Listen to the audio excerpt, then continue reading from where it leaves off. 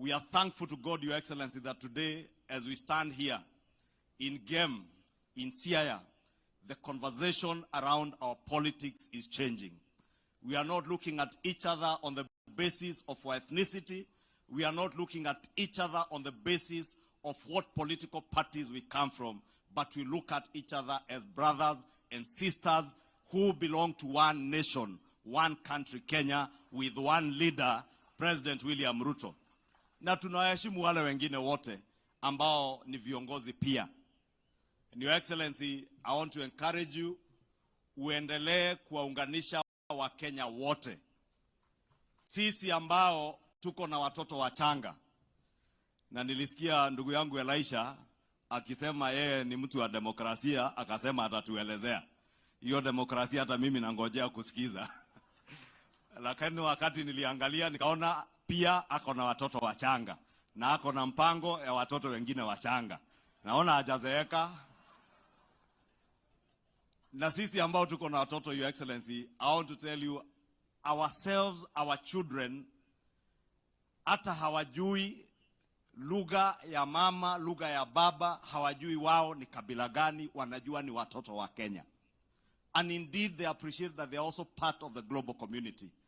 And therefore, Your Excellency, I want to encourage you, together with these leaders, my brother Elisha, and all these other leaders from this region, who have purpose to work with you for the sake of their people and for the sake of fulfilling what God has destined you and us today as leaders to do for these people, to bring people together, Your Excellency.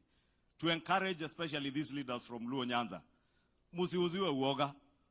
Na nimesikia senator wa Kisumu, ndugu yangu Tom, akisema hamnunui uoga ama mmeanza kununua. Watu ya Gem mnanunua uoga. Huyu Elisha kweli ni mtu wa kuuziwa uoga. Nimesikia governor wa Nairobi, our former governor Kidero, akisema ukitaka mayudhe utafuta Elisha utawapata. Uko hapo. Na nikusema nyinyi sio watu wa kuuziwa uoga. Nataka niwaambie hata kupangwa, msikubali kupangwa. Sisi tulisema hatupangwi. Ati hatufanyi nini? Hamfanyi nini?